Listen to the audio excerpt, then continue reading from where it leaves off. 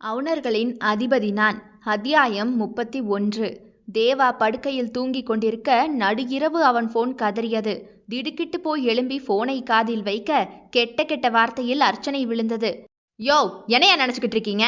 கையில கிடைச்சிங்க, அவ்வளவுதான் சொல்லிட்டேன் என்ற தயாவின் பேச்சிலேயே காது வலி எடுத்து விட்டது. என்னடா ஆச்சு?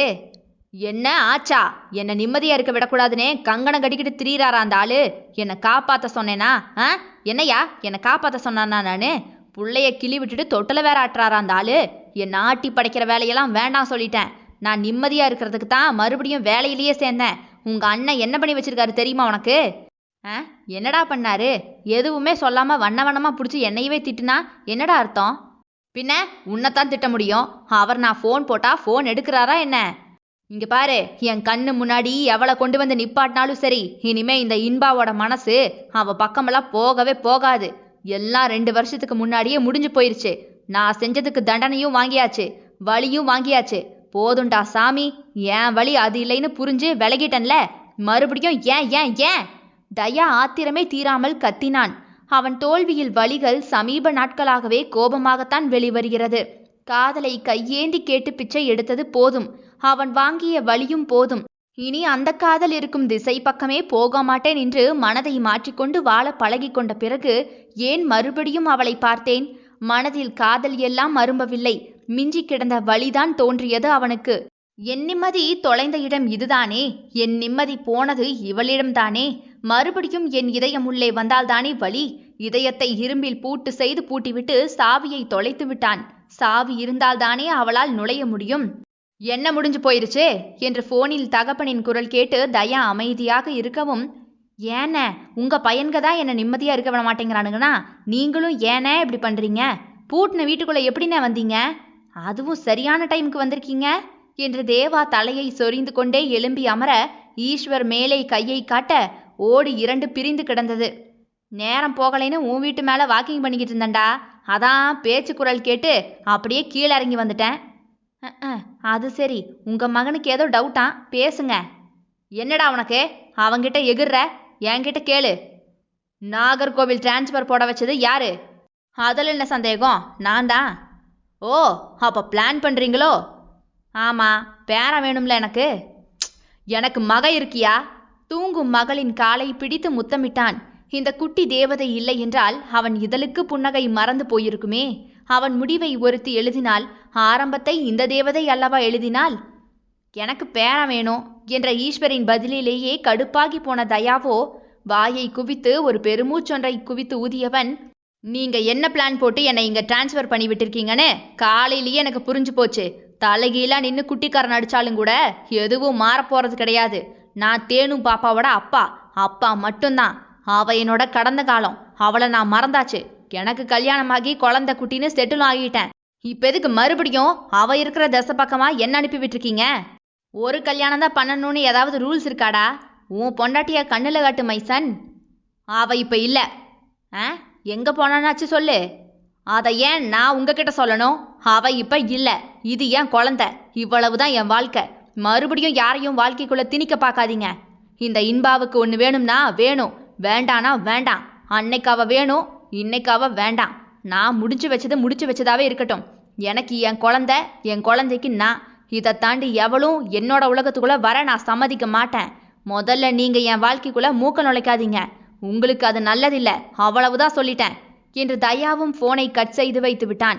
ஈஸ்வர் உதட்டை பிதுக்கி சிரித்து கொண்டே, நான் உங்களை படைச்ச ஈஸ்வருடா. நீங்க எங்க போனாலும் அங்கேயும் நான் இருப்பேன். ஓடவும் முடியாது, ஒளியவும் முடியாது என்று கண்ணடித்தான்.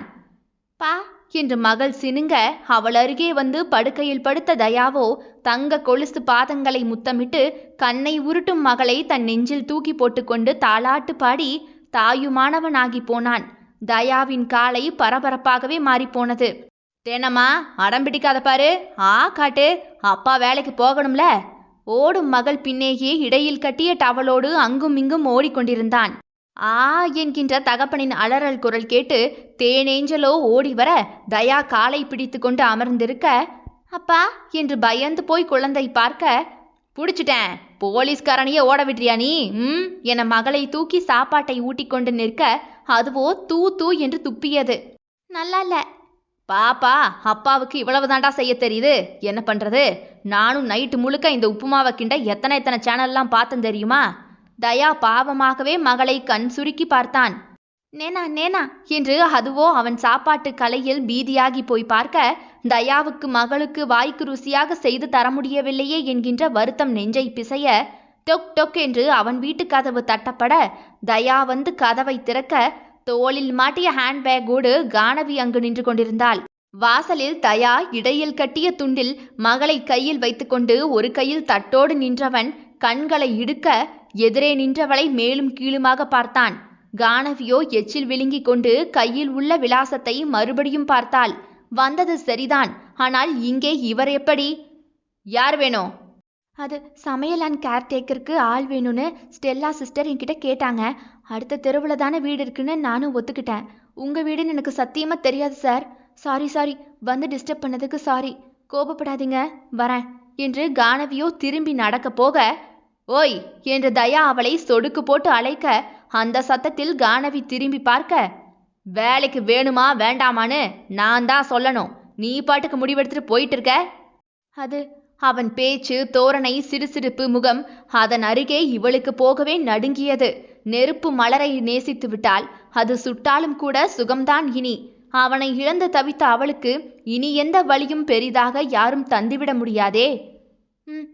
சொல்லுங்க சார். என்ன பார்த்தா பேய் பிசாசு மாதிரியா இருக்கு, இல்ல பொண்ணுங்களை கடிச்சு திங்கிற காட்டேரி மாதிரி இருக்கனா? என்னவோ என்ன ஒன்றும் செஞ்சிடாதீங்கிற ரேஞ்சுக்கு பார்க்குற. உன்னை செய்யறது என் வேலை கிடையாது, புரியுதா?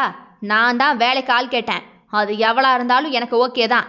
என் மகளுக்கு நல்லா சமைச்சு கொடுத்து ஒழுங்கா பார்த்துக்கணும். வேலைக்குன்னு வந்துட்டல, கேட்ட சம்பளம் கொடுத்துருவேன். வந்த வேலையை மட்டும் பார்த்தா நல்லா இருக்குன்னு நினைக்கிறேன். புரிஞ்சிருக்குமே.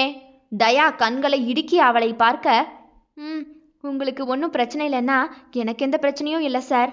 தொண்டையில் துப்பாக்கியை வைத்து ஆட்டிய அவளை மன்னிப்பானா இல்லை கொஞ்சுவானா? இப்படித்தான் அவன் பிரதிபலிப்பு இருக்கும். நல்ல வேளை, கண்டதும் கண்டன் துண்டமாக வெட்டி விடாமல் பொறுமையாகவே நிற்கிறானே, அந்த வரை அவன் நல்லவன்தான். எனக்கு என்ன பிரச்சனை இருக்க போகுது? என் மகளை ஒழுங்கா பார்த்துக்கோ. அவளுக்கு ஏதாவது ஆச்சுன்னு வெய்யு, தொலைச்சிருவேன், புரியுதா? காலையில 8 மணிக்கு நான் ஆஃபீஸ் போயிடுவேன். ஈவினிங் வர 9 ஆகிரும். பாப்பா ஸ்கூல் விட்டு வரும்போது கூட்டிட்டு வந்துட்டு 9 மணிக்கு கிளம்பி போயிடணும், புரியுதா? சரி சார். இது அட்வான்ஸ் என்று தயா உள்ளே போய் பர்ஸை திறந்து பணத்தை கொண்டு வந்து தன் விரல் படாமல் அவள் உள்ளங்கையில் போட்டவன், நாளையிலிருந்து வந்து வேலையில சேர்ந்துக்க. அவள் தலையாட்டி குழந்தைக்கு கையை நீட்ட, குழந்தையோ உடனே தாவி கானவியின் தோளில் ஏறிக்கொள்ள, அம்மா இல்லாத பொண்ணு, கவனம் தேவை. அம்மா, அவள் யோசனையாகவே அவனிடம் இழுக்க, அது உனக்கு தேவையில்லாத கேள்வி. நான் சொல்ல விரும்பாத பதில் அது. குழந்தைக்கு கேர்டேக்கர் மட்டும்தான் நீ. மற்றபடி இந்த வீட்டில் உனக்கு எந்த உரிமையும் இல்லைங்கிறத புரிஞ்சுக்கிட்டு இந்த வேலையில சேர்றதா இருந்தா சேரு, இல்ல.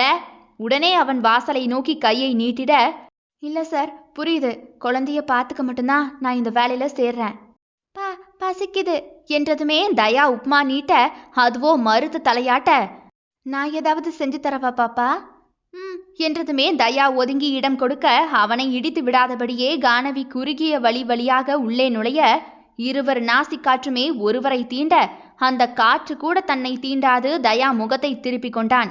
ஆனால் அவளோ அவன் மீதிருந்து வரும் ஆண்மை நறுமணத்தை அன்று வெறுத்தவள் இன்று அனுபவித்து உள்வாங்கிக் கொண்டே போனாள். எல்லாரும் இந்த தயாவை தப்பு கணக்கு போடுறீங்களா? அவளை காட்டி மயக்கலாம்னு பாக்குறீங்களோ? இங்க முடிவு பண்ணிக்கிட்டேன், இவ வேண்டாம் அப்படின்னு. எந்த கொம்ப வந்து என்னை மாத்த நினைச்சாலும் மாத்த முடியாது என்று தன் இருதயத்தை தட்டி கொண்டவன் விறுவிறுவென அவளை கண்டு கொள்ளாமல் அறைக்குள் சென்று யூனிஃபார்மை மாற்றிக்கொண்டு தரையில் உட்கார்ந்து கானவி தரும் உணவை ஆசையாக வாங்கி உண்ணும் மகளுக்கு கன்னத்தில் முத்தமிட்டு விட்டு வேலைக்கு புறப்பட்டு விட்டான். தேனுவை கையில் வைத்து கொண்டே வண்டியில் ஏறிப்போகும் தயாவை ஏக்கமாக பார்த்து கொண்டே நின்றாள் கானவி. வண்டியில் தலை சாய்த்த தயா முகத்தில் எந்த உணர்வுகளுமே இல்லை. உணர்வுகள் தொலைந்து போகவில்லை, உணர்வுகள் அற்று போனவன் அவன். மறுபடியும் காதலா? வறண்ட சிரிப்பு இதழில். அது தந்த வடு போதும், வாழ்க்கை தந்த ரணங்கள் போதும், காதல் தந்த தீரா வழிகள் போதும். என்னை இழக்க தயாராக இருந்த ஒருத்தியைத்தான் நான் இழந்தேன். ஆனால் நீயோ எதற்காகவும் உன்னை தொலைக்க நினைக்காத ஒருவனை இழந்து விட்டாய். தொலைந்தது தொலைந்ததாகவே இருக்கட்டும். உடைந்த கண்ணாடிகள் எப்போதுமே சேதம்தான் தரும். தன்னை யாரென நிரூபித்து கொண்டே இருப்பதற்கு பேசாமல் அனைத்தையுமே நிறுத்தி கொள்ளலாம். அது இருவருக்குமே நன்மை பயக்கும். அவன் காதலிப்பதை நிறுத்திவிட்டான். அவள் காதலிக்க தொடங்கிவிட்டாள். அத்தியாயம் 32. ஈஸ்வர் தேவாவோடு அரட்டை அடித்துவிட்டு உள்ளே வர அந்த நடுஇரவு வீல் வீல் என குழந்தைகள் சத்தம் அவ்விடத்தையே அலற வைக்க படுக்கையில் படுத்திருந்த பவித்ராவோ உள்ளே வந்த ஈஸ்வரை முறைத்து கொண்டே தன் மீது தவழ்ந்து வந்த குழந்தையை தூக்கி தட்டி கொடுக்க, இன்னொரு குழந்தை ஈஸ்வரை கண்டதுமே அவனை நோக்கி தைய தக்க என்று ஓடிப்போய் அவன் காலை பிடிக்க, அடடே என் அச்சையா குட்டி அப்பாவை தேடி வந்துருச்சா என்று ஈஸ்வர் குழந்தையை அள்ளி கொஞ்ச, பவி மீது கிடந்த குழந்தையும் ஓடி வந்து ஈஸ்வரின் கையில் ஏறிட, தட்சணாமாவும் முழிச்சிட்டிங்களா? அதுக எப்ப தூங்குச்சு இப்ப முழிக்க? மனைவியோ டெரராகவே கணவனை முறைக்க, என்னாச்சு பேபி, லவ் பண்ணாம எங்கடா சுத்திட்டு வரேன்னு கேக்குறியோ? வா வா, லவ் பண்ணி அடுத்த பேபியை பெக்கலாம்னு கூப்பிடுறியா? நானும் தயார்தான் பேபி, இரு ரெண்டையும் தாய் கிழவிகிட்ட கொடுத்துட்டு வரேன். ஏன் அவங்க நிம்மதியா இருக்கிறது பொறுக்கலையாக்கும்? பெரிய மனுஷன் பண்ற வேலையா பாவா இது? ஏன் பேபி? படுக்கையில் குழந்தைகளை தூக்கி வைத்து கொஞ்சிக்கொண்டே ஈஸ்வர் அமர்ந்தான். பின்ன காலாகாலமா ஓடிக்கிட்டே இருக்கேன், ரெஸ்ட் எடுக்க விடாம இப்ப இதுக்கு தேவையா? குழந்தைகளை கை காட்டி அவள் கூற, பேபி குழந்தைங்கள்லாம் சாமி. அப்ப நீங்க வளருங்க பாவா, என்னாலலாம் முடியாது போங்க என்று படுக்கையில் முதுகை காட்டி படுத்துக்கொள்ள, அவ கிடக்கிறா குட்டீஸ், நாம விளையாடுவோமா என்று இரவு 2 மணிக்கு குட்டி குழந்தைகளுக்கு யானை சவாரி செய்து கொண்டிருந்த ஈஸ்வரை கண்ணீர் ததும்ப பார்த்தாள். வை பேபி அழுகிற? மாமா பாசத்தை பார்த்தா? ஒன்றும் இல்லை, என் பசங்க 2 பேருக்கும் இதுல கொஞ்சம் பாசம் இருந்திருந்தா கூட இன்னைக்கு எங்கேயோ கிடக்க மாட்டானுங்க பாருங்க. அவனுங்க வாழ்க்கை போகவே நீங்க தான் பாவா காரணம் என்று புறங்கையால் கண்ணீரை அவள் துடைக்க, சரி பேபி விடு, இன்னொரு வாழ்க்கையை வாங்கி கொடுத்துடலாம். விளையாடாதீங்க பாவா, நீங்க அவங்க செஞ்சது தப்புக்கு வேறு உங்ககிட்ட இருந்து தான் ஆரம்பிச்சிருக்கு. இந்த நாட்டுக்காக எல்லாத்தையும் கொடுத்து கொடுத்தே கடைசியா எதுவுமே இல்லாம போயிடுவேன் போல இருக்கு பாவா. பேபி என்னாச்சு? என் குழந்தை எதுக்கு அழுகுது என்று ஈஸ்வர் அவள் முகத்தை தொடப்போக, ஈஸ்வர் கையை தட்டிவிட்ட பவித்ராவோ, போதும் பாவா, உங்க காதலை கொடுத்து கொடுத்து எனக்கு கண்ணு தெரியாமலேயே ஆக்கிட்டீங்க பாவா. உங்களை தவிர வேற சுத்தி இருக்கிற எதுவுமே எனக்கு தெரியாம குருடாக்கி வச்சிருக்கீங்க என்ன. சொல்ல போனா உங்க காதலை கொடுத்து என்னை ஊனமாக்கிட்டீங்க, சுயநலமா மாத்திட்டீங்க. நீங்க என்ன செஞ்சாலும் என்ன சொன்னாலும் சரி அப்படின்னு தலையாட்ட வச்சுட்டீங்க என்ன. சரி சரின்னு அப்படியே தஞ்சாவூர் தலையாட்டி பொம்மை மாதிரியே நீங்க செய்யறதுக்கு எல்லாத்துக்கும் ஆமா சாமி ஆமா சாமின்னு தலையாட்டி இப்ப என் பசங்க வாழ்க்கை இப்படி போய் நிக்குது. பேபி அவங்களுக்கு என்ன, நல்லா தானே பேபி இருக்காங்க? உங்களுக்கு தெரியுமா? அவங்க நல்லா இருக்காங்கன்னு உங்களுக்கு தெரியுமா? ஒருத்தன் காதலிச்சு செத்துக்கிட்டு இருக்கான், இன்னொருத்தன் எப்படி காதலிக்கணும்னு கூட தெரியாம செத்துக்கிட்டு இருக்கான். ஆனா உங்களுக்கு அந்த கவலை எதுவுமே இல்லைல்ல. தாய் பாட்டி தங்கைன்னு பொண்ணுங்க கூட பழகி இருந்தா தானே பாவா அதுக்கெல்லாம் பொண்ணுங்களோட ஏக்கம் வலி ஆசையெல்லாம் என்னன்னு புரிஞ்சிருக்கும். 2 பேருக்கும் அந்த கொடுப்பனையே நம்ம கொடுக்கலையே, தப்பு நம்ம கிட்ட தான் பாவா. அப்ப எப்படி தனக்கு வந்த காதலிக்கிட்ட மனைவி கிட்ட காதலை கொடுக்கவோ எடுக்கவோ தெரிஞ்சிருக்கும்? அவ்வளவுதான், என் பசங்க வாழ்க்கை போனது போதும் என்று பவித்ரா ஈஸ்வரின் பாக்கெட்டில் இருந்து போனை எடுத்து காதில் வைக்க, அதிபதி நான் அம்மா பேசுறேன் என்று அதிகார தோரணையில் கூறினாள். என்று மட்டும்தான் அங்கிருந்து ஒரே ஒரு பதில் வந்தது. முதல்ல நீ அப்பா தந்த பிட்டு பேப்பரெல்லாம் கிழிச்சு போடு. அவர் சொல்ற மாதிரி காதலிச்சா பவித்ரா வேணும்னா மயங்குவா, அந்த பொண்ணு மயங்க மாட்டா. யாரோ சொல்லி கொடுத்து வர்றதெல்லாம் கிடையாதுடா காதல். உன் மனசுல இருந்து உன் அடி ஆழத்துல இருந்து அந்த உணர்வு அப்படியே மேல வரணும். நீ அதிபதியா காதலி, அதுல 1000 தப்பு இருந்தாலும் கூட அதை அவ அப்படியே நேசிப்பா. அவ உன்னை எப்படி காதலிச்சாலோ அப்படி நீயும் காதலி, அவ்வளவுதான் என்று போனை வைத்து விட்டாள். அதே சூட்டில் தயாவுக்கும் போன் போட்டாள். என்னடா நினைச்சுக்கிட்டு இருக்க? என்ன நினைச்சுக்கிட்டு இருக்க உன் மனசுல? ஒரு பொண்ணோட மனசு தெரியாம அவளை அதட்டி உருட்டி அவளோட உணர்வுகளை எல்லாத்தையும் கொன்னுட்டு இப்ப கோட்டையெல்லாம் மறுபடியும் அழிச்சு போடுற கணக்கால இருக்கு இதெல்லாம். யாரும் வேண்டாம் எதுவும் வேண்டான்னு உன் பாட்டுக்கு போய் ஒதுங்கிக்கிட்ட. உன் காதலிக்கிட்ட உன் அம்மாவை தேடு, நல்லதுதான். ஆனா அந்த காதலிக்கு நீ அப்பாவா இருந்திருக்கியான்னு யோசி, கொஞ்சம் யோசிச்சு பாரு. அடைக்கலம் தேடி வந்த பொண்ணுகிட்ட அத்துமீறி இருக்கியே, நீ என் மகனாடா. நீ என்னெல்லாம் பண்ணியிருந்தா அந்த பொண்ணு மனசு வெறுத்து போய் உன்னை கொல்ற அளவுக்கு வந்திருக்கும். இங்க பாரு, நீ எதை செஞ்சியோ அதைத்தான் உனக்கு அவ செய்வா. அவ உலகத்துக்குள்ள அத்துமீறி நீ நுழைஞ்சதானே, அப்ப அவ சும்மா தானே இருந்தா. இப்ப அவளோட டேர்ன். உன் உலகத்துக்குள்ளதான் அவ சுத்தி வருவா. என்ன பண்ணுவ? நீ ரசிச்சு வாழுவியோ இல்ல சகிச்சு வாழுவியோல எனக்கு தெரியாது. ஆனா அவளை ஒதுக்கி வச்சுட்டு உன்னால வாழ முடியாது, வாழவும் நான் விடமாட்டேன். அந்த பொண்ணுக்கு ஏதாவது ஆச்சு, இத்தனை நாளும் நான் அமைதியா இருந்தேன், இனிமேலாம் பொறுமையா இருக்க மாட்டேன். அவ்வளவுதான் சொல்லிட்டேன், கவனமா நடந்துக்கோ. சாப்பிட்டியாடா? என்று அவன் கடின குரலில் கூற, பேத்தி எப்படி இருக்கா? ம் அதற்கும் ஒரு தான் வந்தது. அம்மா அம்மா என்று சுற்றி வந்த பிள்ளை அடுத்த வார்த்தை பேச தயங்குகிறான் இப்போது. ஈஸ்வரனின் மனைவியாக பெருமிதம் கொள்வாள். ஆனால் தாயாக தோற்றுத்தான் போனாள். கண்ணா என்ற தாயின் உடைந்த குரலில் தயாவோ போனையே வைத்துவிட்டான். நாட்டின் வேர் குடும்பம். அந்த குடும்பம் சரியாக அமைந்தால் நாடு சரியாக இருக்கும் என தன் குடும்பத்தை இழந்த பின்புதான் புரிகிறதோ. 2 குழந்தைகளையும் மடிக்கு ஒன்றாக தட்டி கொடுத்து தூங்க வைத்து கொண்டிருந்த ஈஸ்வர் அருகே வந்து அமர்ந்த பவித்ராவோ அவன் தோளில் சாய்ந்து கொண்டு, சாரி பாபா, உங்களோட காதல் எனக்கு எப்பவுமே பிடிக்கும். ஆனா அவங்களா காதலிக்கட்டும். அதுக்குள்ளெல்லாம் நம்ம உள்ளவே போக வேண்டாம். ஆண்களோட காதல் வலியும் அதற்கு தீர்வும் வேணும்னா உங்களால கொடுக்க முடியும். ஆனா ஒரு பொண்ணோட காதலுக்கு முந்திய வழி பிந்தைய வழி எனக்குத்தான் பாவா தெரியும். நீங்க உங்க மகன்க பக்கமே நின்று யோசிக்கிறீங்க. நான் அந்த பொண்ணுங்க பக்கத்துல இருந்து யோசிக்கிறேன்.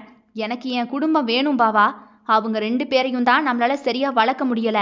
அதுக்காகத்தான் கடவுள் இந்த 2 செல்ல குட்டிங்களையும் தந்திருக்கான் போல. இதையாவது மொத்த அன்பையும் கொடுத்து வளர்க்கலாம் பாவா. என் மேல சத்தியம், இனிமேல் அவன் விஷயத்துல தலையிட மாட்டேன்னு சொல்லுங்க. அதுக்கு ஏன் பேபி அழுகிற? பாரு பாரு, காஜல் எல்லாம் கரைஞ்சு போச்சு. அவன்க எப்படி நாசமா போனா எனக்கு என்ன? இந்த ஈஸ்வர் உனக்கு தான். ஓகேவா பேபி? அப்ப மீதி 5 வந்தா நீதான் பேபி முதல்ல. அவங்க உனக்கு அப்புறம்தான். சரியா? லவ் பண்ணலாமா பேபி என்ற ஈஸ்வரின் சிரிப்பில் வலை விரிக்க அவள் தானாகவே அந்த வலையில் விழுந்தாள். யாரடி இது? தர்ஷினிக்கு வாயில் இட்லியை பீத்து கொடுத்து கொண்டு தன் வீட்டுக்குள் ஜம்பமாக உட்கார்ந்திருந்த அதிபதியை அலமேலு பாட்டியோ அதிர்ந்து போய் பார்க்க, அவள் தன் பாட்டியை பார்த்ததுமே, அப்பாடி, லவ் டார்ச்சர் பிடிச்சவர்கிட்ட இருந்து தப்பிச்சண்டா சாமி என்று உருவி ஓட போக, அவள் கையை பிடித்து இழுத்த அதிபதியோ, எங்க போற? சாப்பிடுவா. அது பாட்டி என்றதுமே அதிபதி பாட்டியை தலையை திருப்பி பார்த்தவன், அவ சாப்பிட்டுட்டு இருக்கால, கண்ணு தெரியல, போய் ஓரமா உட்காரு. நீ வந்து சாப்பிடு என்ற அதிபதியை பேத்தியும் பாட்டியும் மாறி மாறி பார்க்க, சாரே அவசரம், போயிட்டு வந்துடவா. அவள் ஒற்றை விரலை நீட்ட அவன் தலையசைத்த அடுத்த நொடியே பாட்டியை இழுத்து கொண்டு ஓடிய தர்ஷினி, யாரடி இவன்? யாருக்கு தெரியும்? நல்ல வேளை நீ வந்து காப்பாத்தின. காலையிலிருந்து சோத்த அடைச்சு சோதனை பண்ணி பாரு என் வயித்த என்று கலச வயிற்றை அவள் காட்ட, ஏண்டி? யாருக்கு தெரியும்? அவரு செத்து போன பொண்டாட்டி என் ஜாடையில இருக்குமாமா. லவ் பண்ணு புள்ள பெத்துக்கலாம்னு சொன்னதையே சொல்லி டார்ச்சர் பண்றாரு பாட்டி. போற போக்க பார்த்தா எப்ப பாய்வாருன்னே தெரில பாட்டி. பாட்டி பாட்டி, உங்ககிட்ட தான் பேசிக்கிட்டு இருக்கேன். அலமேலுவோ அவளுக்கு பின்னேயே கண்ணை காட்ட தர்ஷினி பின்னால் திரும்பிட, அதிபதியோ இடிக்கும் தூரத்தில் அவளை குனிந்து பார்த்தவன், போயிட்டியா? சீக்கிரமா போயிட்டு வா, மருந்தூத்தணும். அழுதுடுவேன் சாரே. காலையிலேருந்து 10 நேரம் சாப்பாடு தந்திருக்கீங்க நீங்க.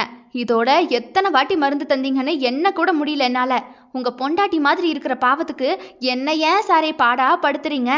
அவள் பாவமாகவே அதிபதியை நிமிர்ந்து பார்க்க, நீயும் என்ன இப்படித்தான் லவ் பண்ண. போக போக எனக்கு பழகச்சுல, உனக்கும் அது மாதிரி பழகிடும். வா வா என்று அவள் கையை பிடித்து இழுத்து கொண்டே உள்ளே போக, டேய் சண்டாலா, விட்ரா என் பேத்திய, யாராவது இந்த அநியாயத்தை கேளுங்களேன் என்று அலறிய பாட்டியின் ஆவன வாயை பிளக்க, அதிபதியோ துப்பாக்கியை எடுத்து தூசி தட்டி மேஜை மீது வைத்தவன், நான் நிறைய இவளை லவ் பண்ண வேண்டியது இருக்கு. கத்தி டிஸ்டர்ப் பண்ணாலாம் எனக்கு பிடிக்காது. போய் திண்ணையில உட்காருங்க. கோ.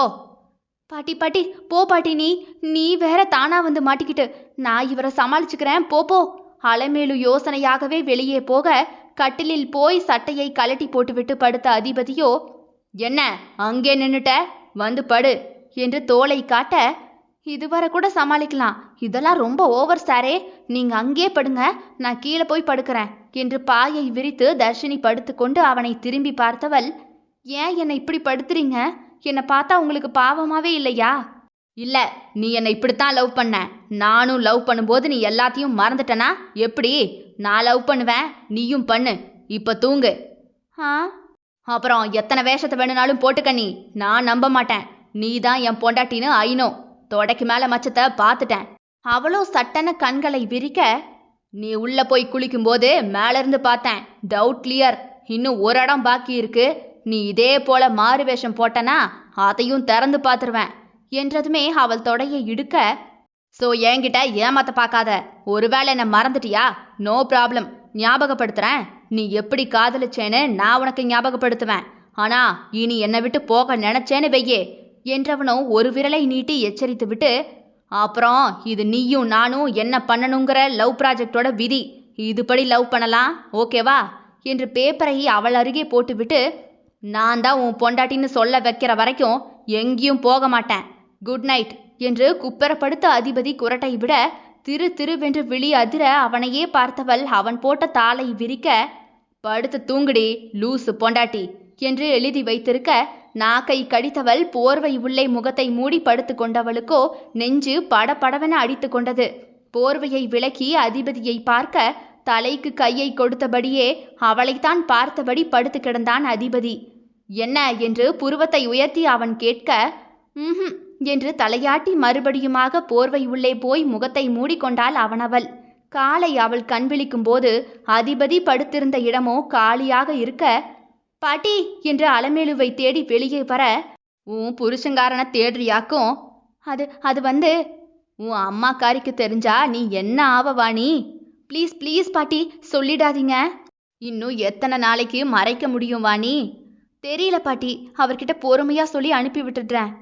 என்னவோ செய்யு. எங்க அவரு? உத்தியோகம் புருஷன் லட்சணமாமா, வேலை தேடி கடற்கரை பக்கமா ஆளு போச்சு, போய் தேடு என்று அலமேலு கூற இவளோ எச்சில் விழுங்கினாள். அன்று இந்த காதலுக்காக எத்தனை தடை தாங்கினாள். இன்று கை மீது காதல் வந்து படுத்து கிடக்கிறது.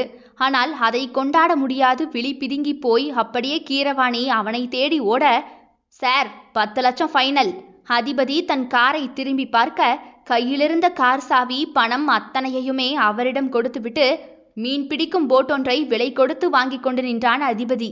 நாட்டுக்கு சேவை செய்து பழகியவன் தன் வீட்டுக்கு சேவை செய்ய தத்தி தத்தி பழகினான். அன்று அவள் எதிர்பார்த்த அத்தனையுமே இன்று பூர்த்தி செய்வான். அத்தியாயம் 33. இதோ கானவி தயா வீட்டில் வேலைக்கு சேர்ந்து 1 வாரம் ஆகிவிட்டது. அவள் நினைத்தது போலவே எதுவும் நடக்கவில்லை. அவன் பழையது போலவே இருப்பான் என நினைக்க, அவனோ நீ யாரு என்பது போலவே பார்த்து வைத்தான்.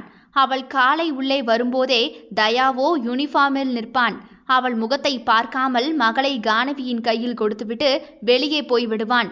இவளோ தேனுவை கிளப்பி அவளுக்கு உணவை செய்து கொடுத்து எடுத்துக்கொண்டு பள்ளிக்கு செல்வாள். அங்கேயும் அவள் மடியில்தான் பாப்பா இருப்பாள். அங்கே முடித்ததும் இங்கே வந்து இரவு உணவு செய்து தேனுவுக்கு கொடுத்து தூங்க வைத்தால் இரவுக்கு அழைத்து போய் தயா வருவான். போகலாம் என்பது போல வாசலிலேயே நின்று கொள்வான் அவன். கானவி வெளியேறிவிட்டால் கதவை அடைத்துவிட்டு உள்ளே போய்விடுவான். ஒரு வார்த்தை அவளும் பேச மாட்டாள், இவனும் பேச மாட்டான். ஆனால் கானவி அவனுக்கு தெரியாமலேயே பார்த்து கொண்டுதான் இருப்பாள் அவனை. ஓடி ஓடி களைத்து போகிறான் தெரிந்தது. ஊரே அவன் பேர் சொன்னது. இன்பா சார் பேர் சொன்னா போதும், ரவுடிகள்லாம் நடுங்குறானுக. ஆமா, லஞ்சோங்கிற பேரே ஆகாதாமா. இவளுக்கோ சிரிப்புத்தான் வந்தது. அவன் எவ்வளவு பெரிய டகால்டி பார்ட்டி என அறிந்தது இவள் மட்டும் தானே. ஆளு எவ்வளவு அம்சமா இருக்காரு, அதுவும் அந்த மீசையை திருகிவிட்டா என சக பெண்கள் ரசித்து சொல்லும் போதே இவளுக்கு எரிச்சல் வந்துவிடும். அவனை நான் மட்டும்தான் ரசிக்க வேண்டும் என்று பொசு பொசுவென வந்துவிடும். இப்போது தானே ரசிக்க ஆரம்பித்திருக்கிறாள். வாட்ட சாட்டமான உயரம், யோசனை நடுவே மீசையை முறுக்கி கண்ணை சுருக்கி பார்ப்பது எல்லாம் கலைநயம்தான். தன் பக்கத்தில் அவனிருந்தும் கூட தன் காதலை கூறவும் முடியவில்லை, அவனை தேற்றவும் தெரியவில்லை. தயா நெஞ்சில் வடுவாக காயம் கிடந்தது. அவன் இல்லை என்பது விட அவன் அருகே இருக்கிறான் என்பதே மகிழ்ச்சிதான். அவன் குறும்பு பேச்சு, நக்கல் பார்வை எதுவுமே இல்லை. வேலை வேலை வேலை விட்டால் வீடு. அவளை சும்மா கூட அவனின் பார்வை தீண்டவும் இல்லை, சீண்டவும் இல்லை. பேச சண்டை போட என்று வம்பு வளர்க்கவும் இல்லை. நீ உன் எல்லையில் நில்லு, நான் என் எல்லையில் நிற்கிறேன் என்பது இடையில் கோடு கிழித்து வைத்து விட்டான். கடமை குழந்தை என இரண்டையுமே சரியாக பார்த்து கொண்டான். தகப்பன் இல்லை என்ற ஏக்கம் இல்லாமல் குழந்தைக்காகவே ஓடி ஓடி வருவான். அந்த குட்டியும் குரங்கு போலவே தயாவின் கையிலேயே தொங்கும் அழகை பார்க்க கண்கள் கோடி வேண்டும். தயா ஆபீஸில் அக்யூஸ்டை கவனித்து கொண்டே நிற்க அவனின் போன் அலறியது. அடித்துக்கொண்டே போனை எடுத்து காதில் வைக்க மெலிதான மூச்சு சத்தம் மட்டுமே வந்தது. யாருன்னு கேட்டேன் என்று அரட்டல் வர, நான் தான் சார் என்று கானவியின் குரலில், என்ன? இல்ல, பாப்பாவுக்கு காய்ச்சல் அடிக்குது. என்ன பண்ண? குழந்தைக்கு என்னாச்சு? நான் எதுவும் பண்ணல. காலையில தரும்போதே கொஞ்சம் லைட்டா மேல் சுட்டுச்சா. ஓ, அப்ப நான் தான் காய்ச்சல் உண்டாக்குனேன்னு சொல்றியோ? நாளெல்லாம் உன் கூட தானே இருக்கா, எப்படி காய்ச்சல் வந்துச்சு? இது என்னடா வம்பா போச்சு, எதுக்கு எடுத்தாலும் என்னையே குறை சொல்றாரு இவரு என்று முணங்கிக் கொண்டே, அது தெரியல சார், என்கிட்ட அந்த காய்ச்சல் எதுவும் சொல்லலையே. அது தெரியலன்னு சொன்னேன் சார். சரி, இப்போ என்ன பண்ணணும்னு வேலை நேரத்தில் ஃபோன் போட்டிருக்க? உங்கள் மகளுக்கு காய்ச்சல்னு இன்ஃபார்ம் பண்ணேன் சார். ஹாஸ்பிட்டல் கூட்டிகிட்டு போகிறேன்னு சொல்கிறதுக்கு ஃபோன் போட்டேன் சார். என் சொந்த கதையை பேச போடல சார். என அவள் பல சேரை ஏலம் விட, ஓய் என்ன சத்தம் எகுறுது? ம், பதில் தான் சொன்னேன். ஹாஸ்பிட்டல் கூட்டிகிட்டு போகிறேன் என ஃபோனையே வைத்து விட்டாள் அவள்.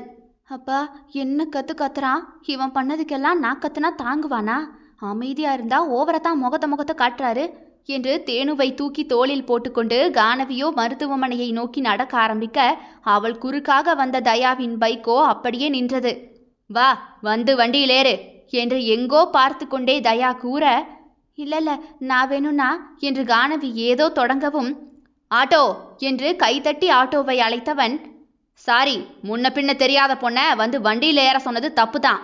ஆட்டோவில் வா, நான் பின்னாடி வரேன் என்றவனை முறைக்க முடியாது கானவியோ குனிந்து கொண்டாள். ஒரு பேச்சுக்கு சொன்னா ஆட்டோவை பிடிச்சு அனுப்புவாரா? முன்ன பின்ன தெரியாத பொண்ணாமே, என்ன தெரியாத அவருக்கு? முன்ன பின்ன பார்த்ததே இல்லையாமா? ஒண்ணுமே இல்லாதவரை பார்த்து வச்சாச்சு. என் உடம்புல உள்ள அத்தனையும் இவருக்கு அத்துப்படி. திடீர்னு ரொம்ப நல்லவர் வேஷம்லாம் போடுறாரு. நான் யாரோவாம்ல, ஆளை பாரு. தன் வண்டியில் கண்ணாடியை பார்த்து மீசையை திருகிக் கொண்டு நின்ற தயாவை பார்த்து அவனுக்கே தெரியாமல் உதட்டை சுளித்துவிட்டு ஆட்டோவில் போய் ஏற, அவள் பின்னால் தயா பைக்கில் வந்து கொண்டிருந்தான்.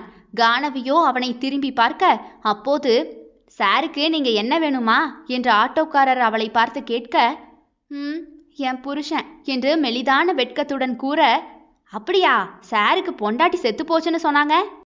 நான் தான் அந்த செத்து போன பொண்டாட்டி, போதுமா? அவர் எனக்கு எதுக்குடா வம்பு என்பதை போல திரும்பி கொள்ள, தேனுவோ கண்களை உருட்டி அவளை எட்டி பார்த்து, மிஸ் மிஸ் பசிக்குது என்று அதுவோ எப்பவும் போலவே மிஸ் என அழைக்க, அது யாரு என்று தயாவை அவள் கை காட்டினாள். அப்பா. அப்ப இனி நான் அம்மா. சொல்லு அம்மா. அம்மா.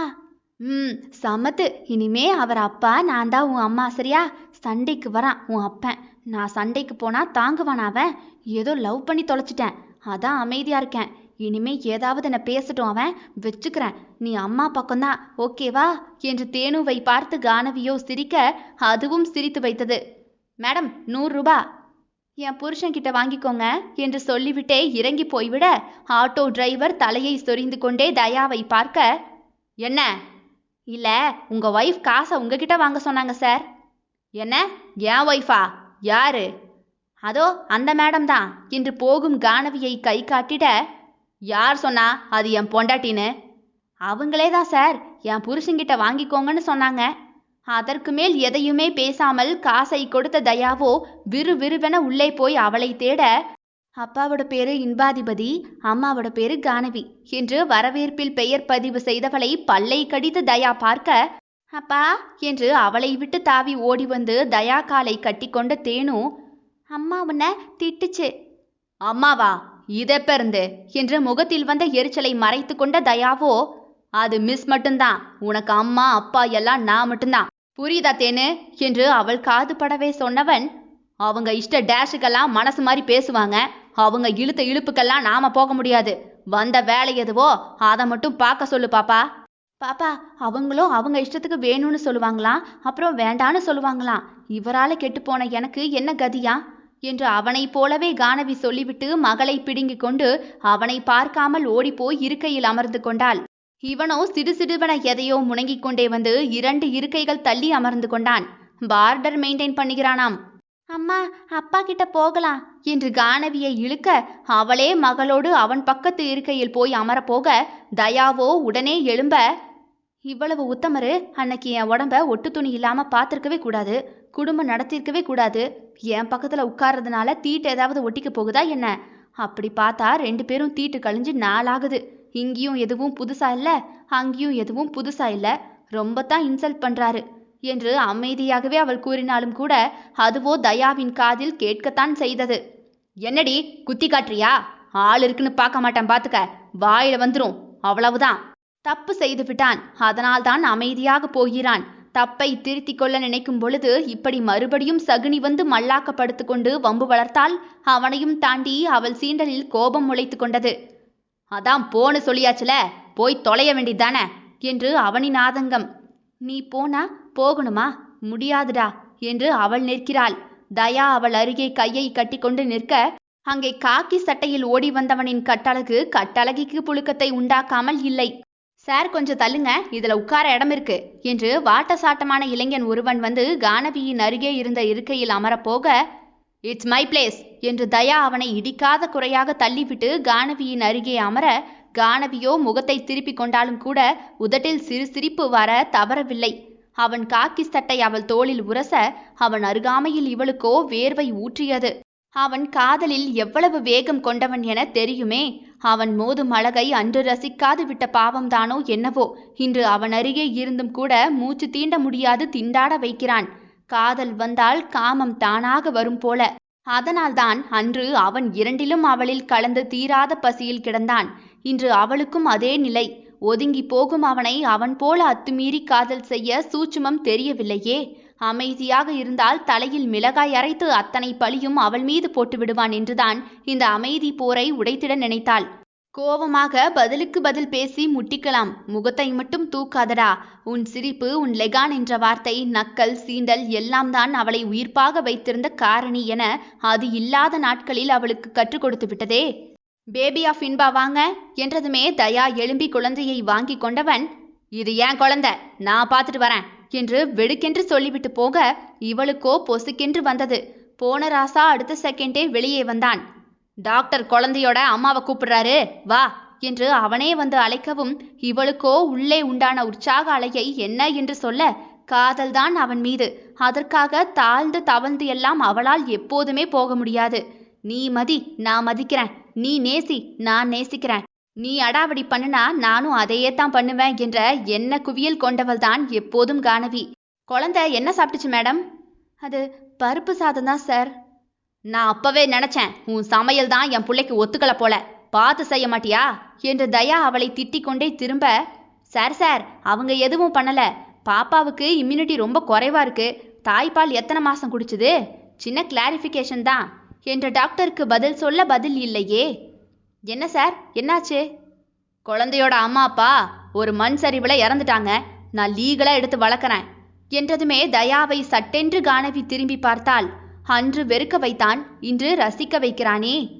ஓ, இதுல உள்ள ஃபுட்டெல்லாம் பார்த்து கொடுங்க, ஹெல்த் வைஸ் இம்யூனிட்டி கூடிடும் என்றதுமே தூங்கும் குழந்தையை அணைத்து பிடித்து கொண்டு நடக்கும் தயா பின்னாலேயே நடந்தவள் அன்று அருவருக்க வைத்த பாதை இன்று அழகாகவே தெரிந்தது. பாப்பா தூங்கிட்டா, ஆட்டோலாம் வேண்டாம், உங்க பைக்லயே வரேன் என்றவளை திரும்பி பார்த்த தயாவோ, பைக்ல மட்டும் வந்தா போதும். புரியுது, வாழ்க்கைக்குள்ளெல்லாம் வரல, போதுமா என்றவள் கடின முகத்தோடு பைக்கை உதைக்கும் அவன் தோளில் கையை வைத்து பின்னால் ஏறி அமர்ந்தவள், பிடிமானம் உங்க பைக்ல இல்ல, அதான்.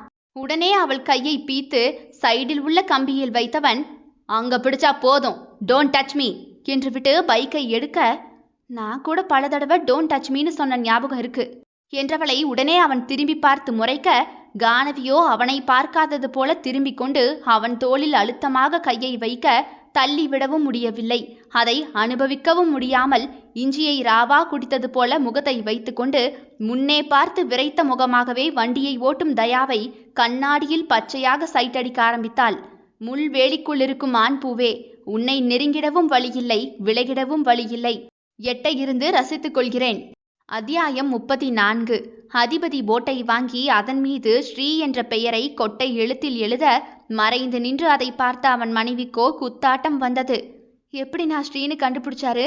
அப்ப நான் யாரு என்னன்னு தெரிஞ்சும் அப்படியே அமுக்குனி போல என் கூட குடும்பம் நடத்தியிருக்காரு. நானும் நான் யாருன்னு சொல்லவே மாட்டேன். போங்க மாமா, உங்க கூட நான் சண்டை என்று உதட்டை சுளித்தாள். எல்லா நினைவுகளையும் தாண்டி அவளுக்கு அவனை பார்த்ததுமே, அவன் அடையாளம் கண்டு அவளிடம் வந்ததுமே சிறிய ஆறுதல்தான். முதல் வியாபாரம் சூடு பறந்தது.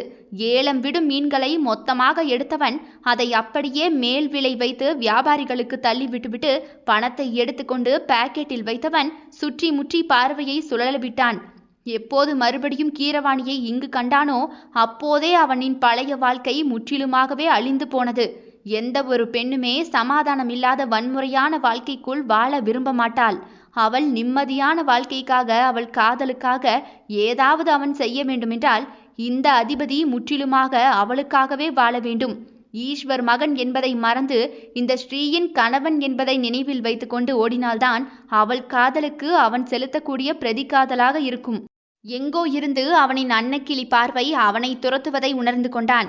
சுவர் மறைவில் நின்று அவன் செயல்களை பார்த்து கொண்டு நின்றவள் திடீரென அதிபதி கண்ணை விட்டு காணாது போகவும், எங்க போனார் இவரு என்று யோசனையாகவே திரும்ப அவள் முன் கை கட்டி நின்று அவளை பார்த்தபடியே நின்றான் அதிபதி. என்ன பண்ற என்று புருவத்தை உயர்த்தினான். அது மீன் விற்க வந்தேன் சாரே என்று மென்று விழுங்கினாள். கையில கூடையே இல்ல? அவளை மேலும் கீழுமாக பார்த்தான். அது அவள் சமாளிக்கும் அழகுக்கு இணை எந்த உலக அதிசயமும் வந்து விடாது. இவளை ரசிக்காத பாவத்துக்குத்தானோ இப்படி நொடிக்கு நொடி அவளை ரசிக்கிறான். கண்ணை கடிவாளம் போட முடியாது அவளை மேய்கிறான். மீசை நட்டுக்கொண்டு நிற்க அவள் அவயம் ஓரக்கண்ணால் தீண்டினான். இதுதான் சுகவேதனை என்ற வார்த்தைக்கு அர்த்தமா என்ன? உணர்வுகளே வேண்டாம் என்றவன் இப்போதெல்லாம் வித்தியாசமான உணர்வுகளின் குவியலில் உருள்கிறான். அவள் ஓடி உழைப்பதை பார்க்கும் பொழுது வேதனை கொள்கிறது மனது. அவள் கருத்த உடல் பார்க்கும் பொழுது தன் மீதே குற்றம் சாட்டுகிறது. அவள் அழகை ரசிக்கும் பொழுது சொல்ல முடியாத சுகம் ஒன்று அடிவயிற்றில் புதிய காதலன் போல மொத்தமாகவே குவிந்து கனத்து போகிறது. அவளுக்கு நல்ல கணவனாக மாறாது அவள் உடலில் மட்டும் கணவனாக அத்துமீறுவது தவறோ? தன்னையே நியாயம் செய்ய தெரிந்தால் அவன் நன்மனிதன்தான். ஆனாலும் அவளை ருசித்த உடல் அதன் தேவை உணர்த்தாது இல்லை. நன்றாக அவள் கொடுத்து வளர்த்த உடல் அன்றோ அவள் இழுபறிக்கு ஆசை கொண்டு கருத்தது. அவளின் புஷ்டி உடல் சேலை மறைவில் அடங்க மறுத்து திமிரிக்கொண்டு திம்சுக்கட்டை போலவே நின்றாள். அவனை பார்க்க ஓடி வந்ததில் வேர்வையில் தொப்பலாகவே நின்றாள். அதிபதியின் பார்வை அவள் இடைமடிப்பை நிறுத்தி ஆராய சேலையால் அதை மறைத்து கொண்டாள். அவன் பார்வை வீரியம் ஆபத்தை உரைக்க ஓடப்போகவுமே அவள் சேலையை பிடித்து இழுத்து சுவற்றில் சாய்த்து கொண்டான் அதிபதி. அவள் முகத்தோடு முகத்தை வைத்து உரசினான். உதட்டை அப்படியே அவள் இதழில் தேய்த்தவன் அவள் கண்ணை மூடி அவன் அருகாமையில் வெடவெடவன ஆட, இந்த காதல் மயக்கத்தை எல்லாம் அனுபவிக்காமல் போக பார்த்தேனே நான் என்று தன்னையே நொந்து கொண்டான். என்னடி, காலையிலேயே உன் மாமனை தேடிதானே வந்த? சுவிங்கம் போல மென்று கொண்டிருந்தான் அவளின் இதழை. அவள் கன்னத்தை உரச அவள் தங்க பஸ்ப உடலோ தடதடக்க, உனக்கு பழசெல்லாம் ஞாபகம் வர வைக்கவாடி டி. அதுவே கூடுதல் மயக்கத்தை இருவருக்குமே கொடுத்தது மெய். எனக்கு எதுவும் ஞாபகம் வர வேண்டாம், விடுங்க சாரே என்று அவன் அணை கட்டாதே அவள் துடிக்க, அப்படியா, அப்பப்போ என்று சுவற்றில் ஒரு காலை மடக்கி வைத்து கொண்டு அதிபதியோ விலகி நிற்க, உண்மையிலேயே நான் உங்க பொண்டாட்டி தானா சாரே? அவளுக்கு போக மனமே இல்லையே, அது அவன் அறிவானே? அவள் காதல் பித்து நிலை எது என்று அவனுக்கு தெரியாதா என்ன? ஆனா ஞாபகம் இல்லையே. அவள் கள்ளத்தனம் கூட ஆணுக்கு அவஸ்தை கொடுத்தது. அதான் ஞாபகம் வர வைக்கிறேன்னு சொல்றேன்ல. இந்த மாமா பேசவெல்லாம் செய்யுமா என்பதே அவளுக்கு அதிசயம் என்றால், அவன் பார்வையும் தினுசான கேலியும் கூட இதெல்லாம் ரொம்ப ரொம்ப புதிது அவளுக்கு. உண்மையாவே அப்ப நான் மறந்துட்டேனா? ஹரியா பிள்ளை போலவே முகத்தை வைக்கும் அவள் அழகில் தலை கோதி முகத்தை திருப்பி கொண்டவன் ஆழ மூச்செடுக்க, என்னாச்சு சாரே? மூச்சு முட்டுதுடி. அச்சோ, ஏன், என்ன பண்ணுது? அதே பதட்டம்தான் அவள் குரலில். நத்திங் என்றவனோ சுற்றி சுற்றி கண்களை சுழல விட்டு கொண்டே, இங்க நிறைய கூட்டமா இருக்குல்ல? இல்லையே, இந்த டைம் இங்கன ஆளே வராதே சாரே. ஓ என்றவனோ அவளை இழுத்து தன்னோடு நிப்பாட்டி கொள்ள, ஐயையோ என்ன பண்றீங்க என்று நெளிந்து கொண்டிருந்தாள். அவனோ தன் விரல்களால் அவளின் இடையை அளந்து கொண்டிருந்தான். பழசையெல்லாம் கொஞ்சம் கொஞ்சமா ஞாபகம் வர வைக்கணும்ல. வெக்கணும் என்று இழுத்தவளோ அப்படியே அவன் மேல் சாய்ந்து கொண்டாள். அவளை தன் தலைக்கு மேல் தூக்கி கொண்டான். என்ன பண்றீங்க? நான் என்னெல்லாம் அப்ப பண்ணேன்னு இப்ப சொல்லி காட்டினா உன் மறந்த மூளைக்கு ஞாபகம் வரும்ல. அதை இறக்கி விட்டு சொல்லுங்க, போதும் போதும். அவன் கை அழுத்தம் சொன்னது அவனின் தாபத்தை. இவளுக்கு ஏற்கனவே அவன் பித்து, இப்போது அவள் காலை சுற்றிய விலங்கு உண்டு. அதை கலட்டாது இவனோடு மறுபடியும் ஒரு இணைப்பா? பீதியால் கண்களை உருட்டி கொண்டாள். நான் இப்படி உன்னை ஹக் பண்ணி இங்க கிஸ் பண்ணுவேன், ஞாபகம் இருக்காடி என்று மூக்கால் அவள் இடை மறைத்த சேலையை நீக்கி வயிற்றினுள்ளே இச்சென வைத்தான். அவளோ ஹக்கென துள்ளி அடங்கினாள். ஞாபகம் இல்ல. அவளோ உள்ளுக்குள், அட மாமா, பொய் சொல்றியே, மாமா முத்தம் கூட கஞ்சத்தனமா தான் தரும், இப்படியெல்லாம் எப்ப தூக்கி வச்சு கொஞ்சிச்சான், எனக்கு ஞாபகம் இல்லைன்னெல்லாம் இது எப்படி கப்ச அடிக்குது. ஆனாலும் கூட அதிபதி காதல் செய்யும் அழகில் அவளும் விரும்பி அதில் கட்டுண்டுதான் கிடந்தாள். அவளே அவன் காதலுக்கு ஏங்கி கிடந்த ஒருத்தி கிடைக்கும் பொழுது விடுவாளா என்ன? அப்படியா? அவளை சற்று கீழிறக்கி கொண்டவனோ பிரம்மாண்டமான இளமை அழகின் மீதே முகத்தை வைத்து தேய்க்க அவளோ தன்னை மீறி சினுங்கினாள். என்ன சாரே, தப்பு தப்பா பண்றீங்க? ஏய், இப்படிதாண்டி டெய்லி தூக்கி வச்சு செய்வேன், சொல்லி காட்டுறேன் பாரு. பொய் சொல்வதுதானே காதலில் முதல் குவாலிஃபிகேஷனே, அதை அறிந்து கொண்டான் அவன். ஓ, சும்மா சொல்லி காட்டுறீங்க? அதே அதே, டப்பு டப்புன்னு புரிஞ்சுக்கிட்டியே. வேற என்ன செய்வீங்க? உடனே அவள் உதட்டோடு தன் உதட்டை வைத்து அப்படியே இணைத்து கொண்டான். அவள் முனங்கல் சத்தமோ அவன் உதட்டுக்குள் மறைந்து கொண்டது. அவளோ சிலிர்த்தடங்கினாள். கீரவாணி முதலில் தடுமாறி பின் அவனோடு ஒன்றிக்கொண்டாள். காதலில் உள்ள அத்தனையும் வேண்டும், காமத்தில் உள்ள அத்தனையும் தனக்கு வேண்டும் என்று புதிதாக துள்ளல் முளைத்தது அதிபதிக்கு. அதை அவளுக்கு காட்டாமல் மறைத்து கொண்டான். என்று முதல் முறையாக அதிபதி முணங்கிட அவளோ அவனை பார்த்தபடியே அப்படியே சட்டென திரும்பி முதுகு காட்டி நின்று கொள்ள, ஏதாவது ஞாபகம் வருதாடி என்றான் கூச்சமே இல்லாமல். லைட்டா, ஆனா முழுசா எதுவும் வரலையே. பரவாயில்லடி, டெய்லி இப்படி என்னென்னலாம் பண்ணன்னு சொல்லி ஞாபகம் வர வைக்கிறேன். ஸ்விங்கன் டேஸ்ட் எப்படி இருக்கு? தன் உதட்டில் தள்ளிய அவன் ஸ்விங்கத்தை அவள் வெட்கத்தோடு பார்க்க, நல்லா இல்லையா? அப்ப எனக்கு கொடு என்று மறுபடியும் அதை தன் உதட்டால் வாங்கி கொண்டான். அப்படியே அவள் ஜாக்கெட் உள்ளே பணத்தை வைத்தவன், முதல் சம்பளம், நைட்டு கடைக்கு போயிட்டு வரலான்ன, வருவதானே? என்றவள் கன்னத்தில் விரல் கொண்டு தடவியவன் நிறையவே பேச ஆசை கொண்டான். ஆனால் இதுவே அவனை பொறுத்தவரை மிக மிக அதிகம்தான். பேசாது வாயை சும்மாவே வைத்து பழகிவிட்டான். அவளுக்காக மட்டும் மௌனத்தால் திறந்தான்.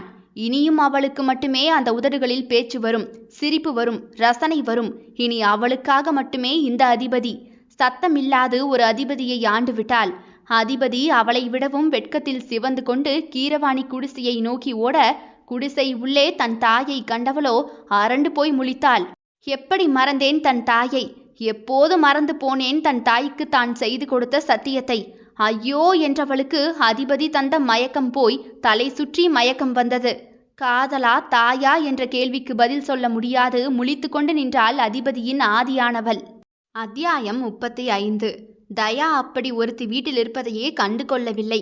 கானவிக்கு முழு நேரமுமே அவனை பார்ப்பதை தவிர வேறு வேலை இல்லை. குழந்தையை கொஞ்சுவதைப் போல தயாவை பார்த்து கொஞ்சுவது, அப்படியே தேனுவின் கன்னத்தில் முத்தமிடுவதைப் போல, அவளை செல்லமாக பேசுவதைப் போல அவனுக்கு சாடை பேசுவது என தன்னால் முடிந்த அளவு தன் மனமாற்றத்தை அவனுக்கு கூற நினைக்க, எருமை மாடு மேல மழை பெஞ்ச மாதிரியே காக்கி சட்டையில் விரைப்பாக வேலைக்கு போவதும் வருவதுமாக தயா இருக்க, இவளுக்கோ வெறுத்து போனது. இனி எப்படித்தான் நான் காதலிக்கிறத சொல்லணும்னு நினைக்கிறாரு? தெரியும், நான் அவரை பார்க்குறேன்னு அவருக்கு தெரியும். இருந்தும் திமிரு, இந்த திமிர் மட்டும் இன்னும் குறையலை இவருக்கு என்று முணங்கிக் கொண்டே அவனுக்கும் சேர்த்து பார்த்து பார்த்து காலையில் சமைத்து வைக்க, வரவேற்பு அறையில் அவன் குரல் கேட்டு ஆர்வமாகவே தலையை திருப்பி பார்த்தாள். அப்பா. சொல்லுங்க செல்லம். எனக்கு மிட்டா வேணும், மிட்டா. வேலைக்கு போயிட்டு வரும்போது அப்பா வாங்கிட்டு வரேன்.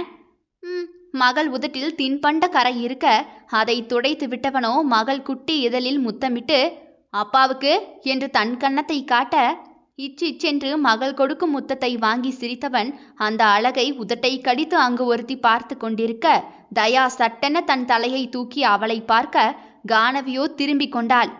சீச்சி, இப்படி அடி பார்த்து வைப்ப என்று தோசை கரண்டி கொண்டு தன் தலையில் அடித்து கொண்டவளோ மறுபடியும் அவனை பார்க்க ஆசை வரவும் திரும்பி பார்த்தாள்.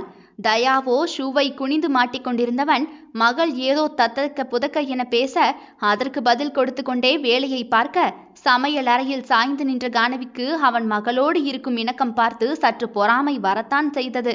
மகளை குளிக்க வைத்து ரெட்டை சடை போட்டு அதை அழகுபடுத்தி வைப்பான்.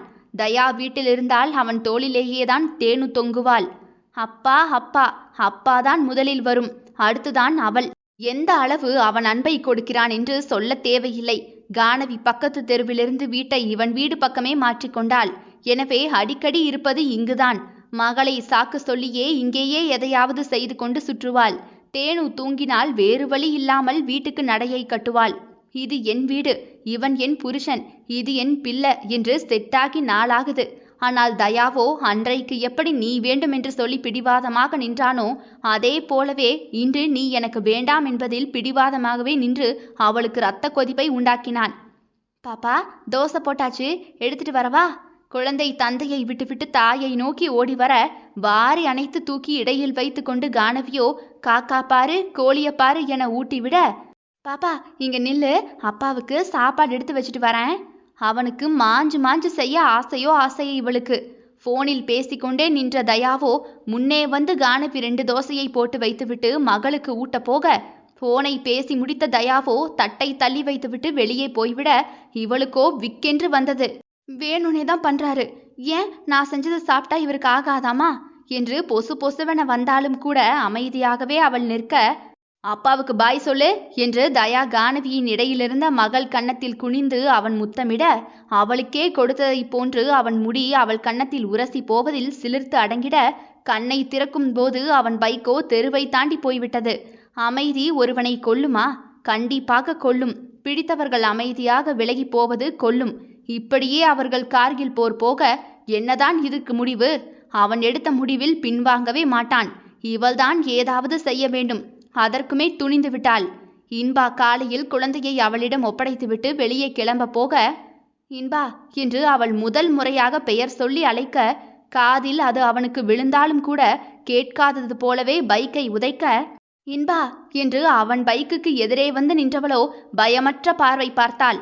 தயா கூலிங் கிளாஸை ஒரு விரலில் இறக்கி அவளை கூர்ந்து பார்த்தான். இந்த பார்வையெல்லாம் பார்த்து பழகுனதுதான் என்றதுமே அவன் பல்லை கடிக்க, இதையும் தாண்டி பார்த்தாச்சின்பா. என்ன இன்பாவா? பேரை சொல்லி அழைக்கும் அவளை நரநரத்து பார்த்தான். இன்பாதானே உங்க பேரு? தலையை அழுந்தி கோதினான். என்ன? ஹாய் சொல்ல வந்தேன் என்று ஊமையாகவே சிரித்தாள். அவன் அமைதியாக இருப்பது அவளுக்கு பிடிக்கவே இல்லை. சிங்கத்தை சீண்டிவிட்டு வேடிக்கை பார்த்தாள். ஏதாவது வாயில வந்துரும், தள்ளு. ஹலோ ஹாய்னு ஏதாவது சொன்னா ஹாய் சொல்லணும் சார், தெரியாதா என்று கானவி வேண்டுமென்றே அவனை வம்பு கிழக்க, இப்போ உன் பிரச்சனை தான் என்னடி? அப்படி மரியாதையா கேளுங்க, உங்களுக்கும் சேர்த்து தான் காலையில சாப்பாடு செஞ்சு வைக்கிறேன். You know that. சாப்பிடாம போனா அதுக்கு என்ன அர்த்தம்?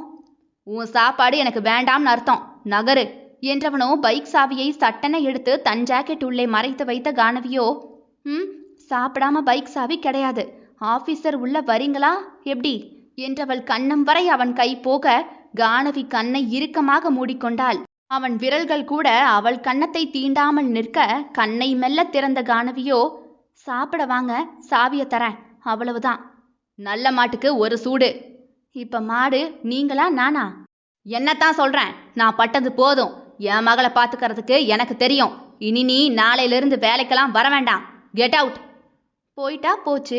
அதுக்கு முன்ன உங்க போனுக்கு ஒரு மெசேஜ் வந்திருக்கும், அதை பாருங்க, அப்புறமா நிதானமா போய்க்கலாம் என்று குலுங்கி தலுக்கி அவள் நடந்து உள்ளே போய்விட, தயாவோ தன் போனை எடுத்து பார்க்க, போட்டோவில் தயா படுக்கையில் படுத்திருக்க, அவன் நெஞ்சில் தலையை சாய்த்து வைத்து அவள் படுத்திருந்தாள்.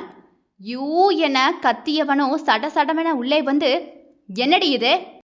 தெரியல, போட்டோ நேத்து எடுத்ததுதான், நல்லா வந்திருக்குல்ல. தன் மகள் என நினைத்து அவளை கட்டி அணைத்திருந்திருக்கிறான். ஐபிஎஸ் இன்பா ஆசை வார்த்தை சொல்லி இளம் பெண்ணை சூறையாடி விட்டார் அப்படின்னு அந்த இளம் பெண் கதறல். கமிஷனர் ஆபீஸில் வந்து கம்ப்ளைண்ட் கொடுத்து கண்ணீரும் கம்பளையுமாக நிக்குது இப்படின்னு தலைப்பு செய்தியில நியூஸ் வந்தா எப்படி இருக்கும் இன்பா? என்னடி பிளாக்மெயில் பண்றியா? நோ, இது ஜஸ்ட் போட்டோ மட்டும்தான். வீடியோ கூட எடுத்து வச்சிருக்கேன் தெரியுமா? அதுல இன்னும் டர்ட்டியா இருப்போம். அது அப்புறமா பிறகு அனுப்புறேன். தனியா இருக்கும்போது பாருங்கண்ணே. அதுல நான் துணியே போட்டிருக்க மாட்டேன் தெரியுமா? நீங்க மட்டும் தாராளமா பார்க்கலாம். அப்புறம் உங்களுக்கு என்ன, நான் புதுசா பார்த்தவ தானே, சும்மா பார்க்கலாம், தப்பில்ல. அதுக்கு நான் முழு பெர்மிஷன் தரேன், எவ்வளவு வேணாலும் பாருங்க. இப்ப என்னடி உன் பிரச்சனை? என் அரக்க நான் மாத்தாம ஓடிரு சொல்லிட்டேன். முடியாது, ஒழுங்கா உட்காந்து சாப்பிட்டுட்டு போங்க. இல்லைன்னா கமிஷனர் ஆஃபீஸ்க்கு இந்த போட்டோவும் போகும், தேவைப்பட்ட வீடியோவும் போகும். நான் ஒன்றும் நல்லவ இல்லைன்பா, நானும் அரக்கிதான். உங்களை கொல்ல கூட தயாரா இருந்தவ தானே. அன்னைக்கு நீங்க வேண்டாம், இன்னைக்கு நீங்க வேணும்னு முடிவெடுத்துட்டேன், அவ்வளவுதான். முடிவெல்லாம் மாற்ற முடியாது. அதனால நீங்க வேணும்னா மாறிக்கோங்க. உட்காந்து சாப்பிட்றீங்களா இல்ல கமிஷனர் ஆஃபீஸ்க்கு அனுப்பிவிடவா? அவனோ விடா கண்டன் என்றால், இவளோ கொடா கண்டன் என்பதை போலவே நின்றாள். என்ன மிரட்டி பாக்குறியோ? குடுடி, நான் எதுக்கும் பயப்பட மாட்டேன். நான் யாருன்னு தெரிஞ்சும் விளையாடி பாக்குறியா? ஏன் தெரியாம என்ன பண்ணுவீங்க நீங்க? பிராத்தல் கேஸ் போடுவீங்க, இல்லைன்னா கொலை கேஸ் போடுவீங்க, அதானே? போடுங்க, பார்த்துக்கலாம். போலீஸ் ஸ்டேஷனை சுத்தி பார்த்துட்டு வரலாம். அங்கேயும் நீங்க தானே இருப்பீங்க. சோனா தாராளமா வருவேன். என்றவளுக்கு பதில் சொல்லாமல் தயா நகர, ஓ அப்ப பயப்பட மாட்டீங்களோ? சரி, ஊரெல்லாம் இதை போஸ்டர் அடிச்சு ஒட்டிடுறேன். நாளைக்கு உங்க மக இது என்ன அப்பா அப்படின்னு கேப்பா. அவளுக்கு பதில் சொல்லிக்கோங்க. என்ன எனக்கு என்ன வந்துச்சு, நான் கிளம்புறேன். உங்க பொண்ணுக்கு நீங்க பதில் சொல்லிக்கோங்க. அவன் தனி ஆளாக இருந்திருந்தால் பரவாயில்லை. இப்போது ஒரு பெண் குழந்தையின் தகப்பனாயிற்றே. போனை தூக்கி போட்டு உடைத்தவனை ஊமையாக பார்த்து சிரித்தவள், சாப்பாடு எடுத்து வைக்கவா? பெண் பிள்ளைக்கு தகப்பனான பின்புதான் தான் செய்த பாவங்களின் வழியே அறிகிறான். என்று கையை மடக்கி கொண்டு சோஃபாவில் அமர்ந்து அவள் சுட்டு வைத்திருந்த தோசையை வாயில் வைத்து அடைக்க, பாப்பா அம்மா ஒரு கதை சொல்லவா? இப்போ சிங்கத்துக்கு கட்டம் சரியில்லை. அன்னைக்கு சிங்கத்தோட டேர்ன், இப்போ மானோட டேர்ன். உங்க அப்பா என்னை தாண்டி எங்கேயும் போக முடியாது. கண்ணு என்னை தாண்டி எங்கேயாவது எவன் மேலையாவது போச்சுன்னு வெய்யி, இந்த போட்டோவை ஃப்ரேம் போட்டு ரோட்ல ஒட்டிடுவேன். அவளை முறைத்து கொண்டே தயா போய் கையை கழுவ, தொடங்க என்று கானவியோ சேலை முந்தானையை கொடுக்க, தயா அவளை தள்ளி விட்டுவிட்டு தாண்டி போக, உடனே வாய்விட்டு சிரித்தவளுக்கு முறைப்பை பரிசரித்தவன் முன்பாக சேலையை நகட்டி போட்டுவிட்டு ஜாக்கெட் உள்ளே இருந்து பைக் சாவியை எடுத்து அவன் கையில் கொடுத்த கானவி, ரொம்ப கொதிக்குது, பார்த்து பிடிங்க என்று அவனுக்கு மட்டும் கேட்க முணங்கியவள், சமத்து பிள்ளையா இருங்க என்ன என்று பச்சக்கென்று அவன் கன்னத்தில் முத்தமிட்டு விட்டு வெளியே ஓடிவிட, ஆ இடியட் என்று தயா கன்னத்தை தேய்த்து கொண்டே வெளியே வந்தவனோ பைக்கை எடுக்க, நைட்டு பாப்பா ஸ்கூல்ல டான்ஸ் ஆடுறா பாவா, வந்துருங்க என்று கானவி எங்கோ இருந்து கூறிய பாவா விழியில் அவளை அவன் திரும்பி பார்த்தான். 7 மணிக்கு வந்து என்னை கூட்டிட்டு போங்க, இன்ஃபார்ம் பண்றேன், வரணும்.